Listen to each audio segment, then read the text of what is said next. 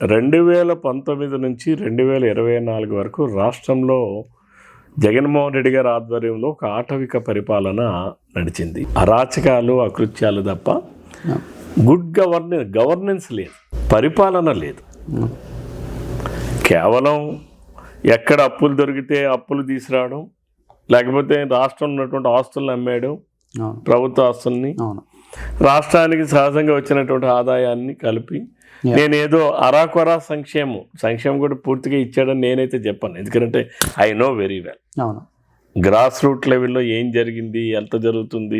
ఆ రోజు చంద్రబాబు నాయుడు గారు మేము ఎంత ఇచ్చాము, జగన్మోహన్ రెడ్డి ఎంత అప్పులు చేసి 10 లక్షల కోట్ల రూపాయల అప్పులు చేసి 1,30,000 కోట్ల రూపాయలు బిల్స్ పెండింగ్ పెట్టి రాష్ట్రానికేమో గడిచిన 5 సంవత్సరాల్లో ఇది సుమారు 7-8 లక్షల కోట్ల రూపాయల ఆదాయం వచ్చిన సందర్భంలో ప్రజలకు ఎంత ఇచ్చాడనేది మేము ఒకసారి ఐ నో వెరీ వెల్.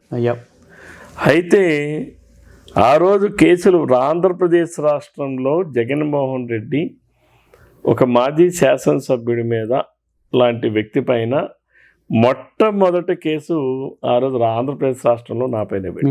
అవును, నాతో పాటుగా పాపం మా కార్యకర్తలు కూడా 10 మంది ఉన్నారు, మా మండల స్థాయి నాయకులు కూడా ఉన్నారు. అలాగే మీరు అనేటట్టుగా ఎవరో ఎక్కడో యాక్సిడెంట్ అయితే యాక్సిడెంట్ కేసుని నా పైన మర్డర్ కేసుగా మార్చారు. నా పైన గడచిన 5 సంవత్సరాల్లో నేను ఏ ప్రాంతంకి వెళ్ళినా కేసులు పెట్టాను. 24 కేసులు పెట్టారు. ఇప్పటికి కూడా నేను ఒక 5-6 కేసులకి ఇంకా కోర్టులకు చుట్టూ తిరుగుతున్నారు. ఆ రోజు కొంతమంది మా వాళ్ళ పైన రౌడీ షీట్లు పెట్టారు. అంటే కేసులు పెట్టడం, 2 కేసులు ఉన్నాయి కాబట్టి రౌడీ షీట్ పెట్టడం. నేను కూడా నా పైన కూడా రౌడీ షీట్ పెట్టారు. నా తోడబుట్టిన అన్నదమ్ముడు మా అన్నయ్య మీద పెట్టారు, అలాగే మా మేనళ్ళ మీద పెట్టారు, ఇంకా మా కార్యకర్తల మీద పెట్టారు, ఇంకా మా కొత్త నాయకుల మీద పెట్టారు. సో ఇప్పుడు వాటన్నిటి మీద కూడా చట్ట ప్రకారం, ఎందుకంటే అధికారం వచ్చింది కదా అని మనం చట్టాన్ని చేతుల్లోకి తీసుకోలేము. అవును, అది తెలుగుదేశం పార్టీ విధానం కాదు. అవును, మేము బాధలను అయితే అనుభవించాం కానీ అప్పుడు మీకు వాళ్ళకి తేడా కూడా ఏముండదు. మనం కూడా జగన్మోహన్ రెడ్డి లాగే ప్రవర్తిస్తే, జగన్మోహన్ రెడ్డి ఆ పార్టీ కార్యకర్తలు నాయకుల్లాగే ప్రవర్తిస్తే మరి వాళ్ళకి మనకి తేడా ఏంటి?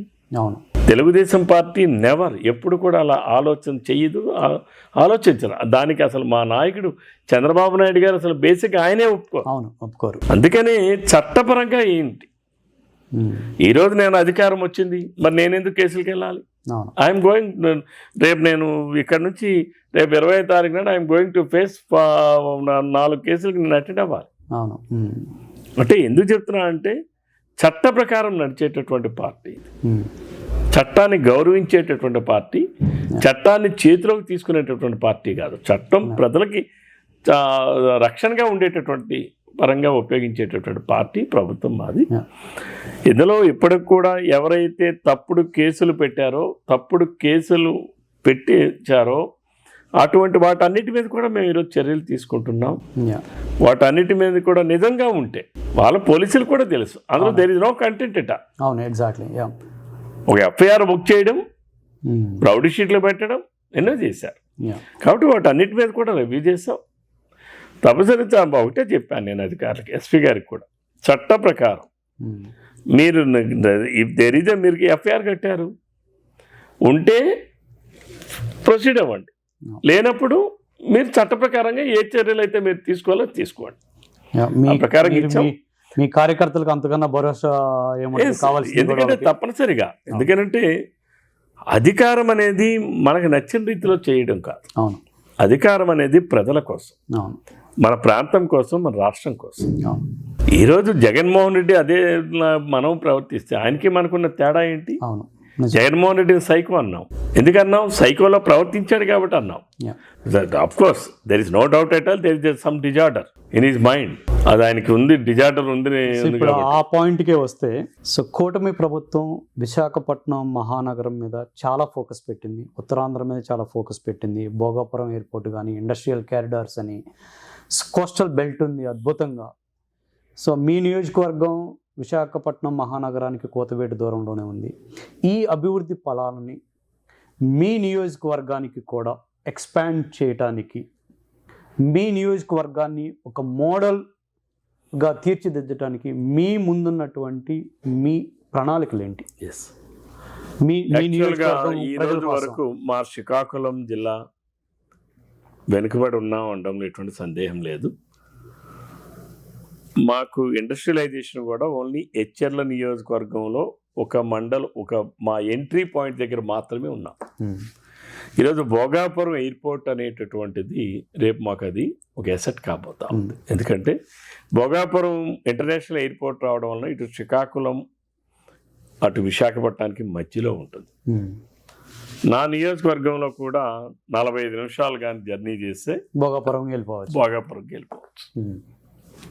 అందుకని నేను నా నియోజకవర్గానికి భోగాపురం ఎయిర్పోర్ట్ దగ్గరగా ఉన్న మండలం పొందూరు మండలం.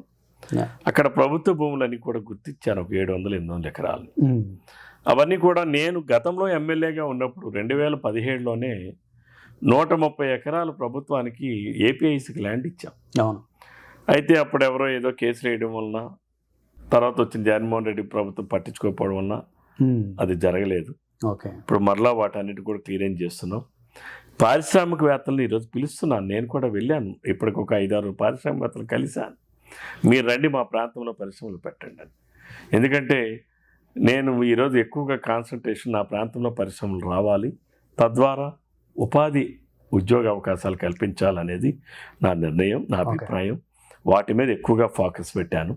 ఇప్పటికొక 6-7 మంది పారిశ్రామికవేత్తలు కలిశాను. ఇప్పుడు ఆల్రెడీ ఒక పారిశ్రామికవేత్త ముందుకు వచ్చారు. 50 ఎకరాల ల్యాండ్ అడిగితే ప్రభుత్వాన్ని నివేదిక పంపించాం. అది మెటీరియల్స్ కాబోతా ఉంది. ఇంకోరు కూడా సోలార్ సెల్ మేకింగ్ ప్లాంట్స్ పెడతా ఉంటున్నారు 1200 కోట్లతో. దానికి కూడా ప్రభుత్వం దృష్టికి తీసుకుని వెళ్ళాం. అంటే ఇదే కాకుండా ఈరోజు మా జిల్లాలో పరిశ్రమలు రావాలి అంటే ప్రధానంగా 4 ఉండాలి. 1 road infrastructure, trunk infrastructure. 2 power infrastructure. 3 water. నీళ్లు కొదవలేదు మాకు. హ్యూమన్ రిసోర్సెస్ కొదవలేదు. ఇక మాకు పవర్ ఇన్ఫ్రాస్ట్రక్చర్ చాలా వీక్గా ఉన్నాం జిల్లా. ఇక్కడ అధికారులతో నేను ఒకసారి మాట్లాడేటప్పుడు రివ్యూలు ఎలా ఉంటుందంటే, ఏమండి మా జిల్లాలో 400 kV సబ్స్టేషన్ పెట్టండి అంటే, అంత లోడ్ లేదు సార్ అంటారు. ఇది ఎవరైనా పారిశ్రామిక వచ్చి, ఏమండి మేము అక్కడ పారిశ్రామిక పెట్టమంటున్నారు కదా, పవర్ ఎక్కడి నుంచి మాకు ఇస్తారు, మా సబ్స్టేషన్ ఏది, మీ 400 ఏది, లేదా 230 ఎక్కడ ఉందని అడిగితే ఎక్కడా లేదు. అయితే మరి మేము ఎలాగండి పరిశ్రమ పెట్టాలంట. అంటే ఇది పిల్ల ముందా గుడ్డు ముందా అనే పరిస్థితిలో అధికారులు ప్రవర్తన ఎలా ఉందంటే, పిల్ల ముందా గుడ్డు ముందా. ఏది ముందని చెప్పాలి. ఇలాంటి వాటికి మీలాంటి వాళ్ళే ఈరోజు చాలా. అందుకనే నేనే ముఖ్యమంత్రి గారి దగ్గరికి తీసుకుని, నేను ఆ రోజు ఇది ఎన్హాన్స్మెంట్ చేసి, నేను 2018లో అప్పుడు ఎమ్మెల్యేగా ఉన్నప్పుడే నా నియోజకవర్గంలో 65 ఎకరాలు 400 kV సబ్స్టేషన్ పెట్టమని చెప్పి ల్యాండ్ కూడా అలాట్మెంట్ చేయించాను, ట్రాన్స్కోర్. అలాగే సరుబుజ్జిలి ఒక one of the mandal in my confidence, ఆ ప్రాంతంలో కూడా 230 kV సబ్స్టేషన్ పెట్టడానికి కూడా ఇచ్చాను. అంటే పవర్ ఇన్ఫ్రాస్ట్రక్చర్ ఉంటే పరిశ్రమలు వస్తాయి. ఎందుకు ఈ 2 ప్రాంతాల్లో పెట్టానంటే, ఇక్కడ కొంత నాకు డ్రై ల్యాండ్ అవైలబిలిటీ ఉంది.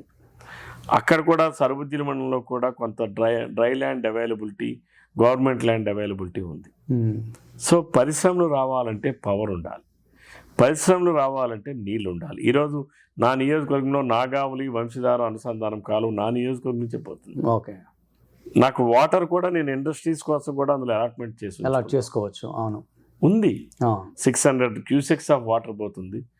ఎగ్జిస్టింగ్ ఆయకట్టుకి, మేము కొత్త ఆయకట్టుకి మ్యాక్సిమం అక్కడ ఉపయోగించేది ఓన్లీ 100 క్యూసెక్సే. ఇంకా గరిష్టంగా వేసుకున్న ఒక 200 క్యూసెక్స్, బట్ ఇంకా 400 క్యూసెక్స్ ఆఫ్ వాటర్ అవైలబిలిటీ ఉంది. అందుకని ఇవన్నీ ఆలోచన చేశాక ముఖ్యమంత్రి గారికి నేను నా నియోజకవర్గంలో super critical thermal power plant పెట్టమని చెప్పి రిక్వెస్ట్ చేశాను. సూపర్ క్రిటికల్ అంటేనే జీరో పొల్యూషన్. ఇది నేను చూపించినటువంటి ప్రాంతం ఇట్స్ అన్ ఐడియల్. అదేమి వ్యవసాయానికి పనికొచ్చిన భూములు కాదు, కొండ భూములు. వ్యవసాయానికి నిరుపయోగం ఉన్నటువంటి భూములు. అక్కడ ఎటువంటి వాటర్ బాడీస్ కానీ ఇవి కానీ ఏమీ లేవు. అక్కడ ఇంకోటి కూడా అడ్వాంటేజ్ ఏంటంటే పవర్ గ్రిడ్ లైన్స్ అన్నీ అదే ప్రాంతం నుంచి వెళ్తున్నాయి. పవర్ ఉత్పత్తి అయిన తర్వాత ఆ పవర్ గ్రిడ్కే ఇవ్వాలి. దూరంగా ఉంటే వీళ్ళు మళ్ళీ టవర్స్ వేసుకోవాలి, దానికి ఒక ఎక్స్పెండిచర్. ఈరోజు ఆ పరిస్థితి కూడా ఉండదు. వాళ్ళకి నీళ్లు కావాలి. ఈరోజు నాగావళి వంశధార నదుల అనుసంధానం కాలువ ద్వారా నీళ్ళు అవైలబిలిటీ వచ్చాయి.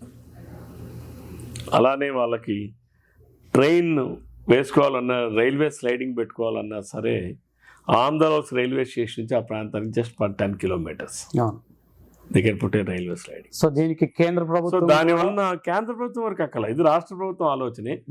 దీనికి మాకు తాల్చేరు నుంచి ఒరిస్సాలో ఉంది, అక్కడ నుంచి ఇబ్రహీంపట్నం దగ్గర ఉన్నటువంటి థర్మల్ పవర్ స్టేషన్కి తీసుకెళ్తున్నారు. ఎక్కడి నుంచి అక్కడికి వెళ్తే ఎంత ట్రాన్స్పోర్టేషన్ కాస్ట్ అవుతుంది. సో అదే మరి శ్రీకాకుళానికి అయితే 200 కిలోమీటర్లు, అదే అక్కడి నుంచి అయితే ఇబ్రహీంపట్నంకి అయితే 600 కిలోమీటర్లు. సో దీనివలన it's will be A more economic అవుతుంది డెఫినెట్లీ. దీనివల్ల ఒకవేళ ఆ పరిశ్రమే కానీ వస్తే 3200 మెగావాట్లు ఉత్పత్తి సామర్థ్యం కలిగిన ప్లాంట్ పెట్టే అవకాశం ఉంటుంది. సుమారు 30,000 కోట్ల రూపాయలు ఖర్చు పెట్టే పరిస్థితి ఉంటుంది. దానివల్ల ఉద్యోగ అవకాశాలు పెరుగుతాయి, ఉపాధి పెరుగుతుంది. అంతేకాకుండా వాటికి సంబంధించిన అనేక పరిశ్రమలు కూడా వస్తాయి. మా జిల్లాకి అది ఒక గేమ్ చేంజర్ కాబోతుంది. మనస్ఫూర్తిగా అది జరగాలి. అది నేను అప్పుడే దానిపైన కూడా ఈ సైకో పార్టీలో ఉన్నటువంటి కొంతమంది అవగాహన లేనటువంటి వ్యక్తులు అది వస్తే గజ్జి వస్తుంది, అది వస్తే క్యాన్సర్ వస్తాయని చెప్పి ఏదేదో తప్పుడు అభిప్రాయాలు ప్రజలు ఎప్పుడు వాళ్ళ గురించి మనం పట్టించుకోవాలి. నేను కూడా వాళ్ళు అడిగాను, ఎందుకంటే జగన్మోహన్ రెడ్డికి కోతవేటు దూరంలోనే ఉంది, మరి వాళ్ళు చెప్పిన జబ్బులన్నీ జగన్మోహన్ రెడ్డి కూడా రావాలి కదా. అంటే ఫర్ ఎగ్జాంపుల్ నేను రావాలని కోరుకోవడం లేదు, వాళ్ళు కేవలం ఏ మంచి చేయడానికి ప్రయత్నం చేసినా కొంతమంది దుర్మార్గమైన ఆలోచన పరులు, ఈర్ష్యా పరులు, అసూయ పరులు, అంటే పలానా వారి టైంలో ఇటువంటి అభివృద్ధి జరిగిపోతే శాశ్వతంగా ప్రజల్లో ఉండిపోతారేమో అని ఒక ఈర్ష్యతో ఉంటది. అవును, ఒక అసూయతో ఎదుగుతున్నా కిందకి లాగాలని ఒక అసూయతో ఉన్నటువంటి వాళ్ళు ఇటువంటి తప్పుడు అభిప్రాయాలు ప్రచారాలు చేయడం. But I don't care, I know very well, ఎందుకంటే I one educated man, I'm not an illiterate. And moreover నేను ప్రతిదీ కూడా స్టడీ చేస్తా. వాటి కోసం నిరంతరం కూడా ఎక్కడికి వెళ్ళినా కూడా పరిశీలన అనేటటువంటి చేస్తుంటాను.